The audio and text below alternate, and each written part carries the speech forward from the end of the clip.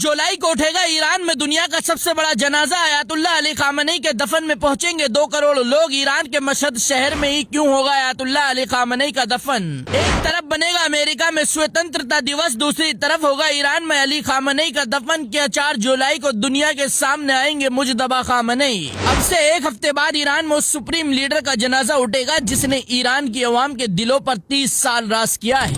जी हाँ, हम बात कर रहे हैं ईरान के मसीहा आयतुल्लाह अली खामनेई की। 4 महीने पहले ईरान की खातिर अली खामनेई शहीद हुए थे। 4 महीने से उनके शव को रखा हुआ था। अब जंग ठंडी होने के बाद अली खामनेई को 4 जुलाई को ईरान के मशहद शहर में दफनाने का ऐलान किया गया है। लेकिन सबसे बड़ा सवाल ये है कि आखिर ईरान के supreme leader Ayatollah Ali Khamenei को मशहद शहर में ही क्यों दफन किया जाएगा, और आखिर इस शहर में ऐसी क्या खास बात है, इसके बारे में हम आपको बताएंगे। लेकिन उससे पहले ये जान लीजिए कि अपने वालिद अली खामनेई के जनाजे में क्या उनके बेटे मुजतबा खामनेई 4 जुलाई को दुनिया के सामने आएंगे। दरअसल आयतुल्लाह अली खामनेई का ये जनाजा दुनिया का सबसे बड़ा जनाजा बनने वाला है, क्योंकि इस जनाजे में तकरीबन 2 करोड़ लोग पहुंचेंगे। ऐसे में सभी का सवाल ये है कि अली खामनेई के बेटे मुजतबा खामनेई क्या अपने वालिद के जनाजे में शामिल होंगे? तो दरअसल मीडिया रिपोर्ट के अनुसार कहा गया है कि 4 जुलाई को खुद आयतुल्लाह अली खामनेई के जनाजे की नमाज मुजतबा खामनेई ही पढ़ाएंगे, और ये जानकारी ईरान के दिग्गज नेताओं ने ही दी है। अब बात करते हैं आयतुल्लाह अली खामनेई को मशहद शहर में ही क्यों दफनाया जाएगा,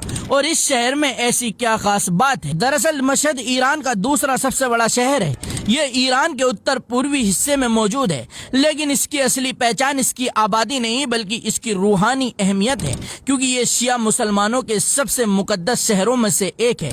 यहाँ इमाम रजा की दरगाह और उनका रोजा मौजूद है। इमाम रजा शिया परंपराओं के 8वें इमाम थे। उनका ये रोजा दुनिया के सबसे बड़े मजहबी मुकामात में गिना जाता है, जहाँ हर साल करोड़ों शिया मुसलमान जियारत करने जाते हैं। एक बात और जो इसे खास बनाती है वो ये है कि खामनेई खुद इसी मशहद में पैदा हुए थे, यानी जहाँ से उनकी जिंदगी शुरू हुई थी वहीं उन्हें दफन किया जाएगा।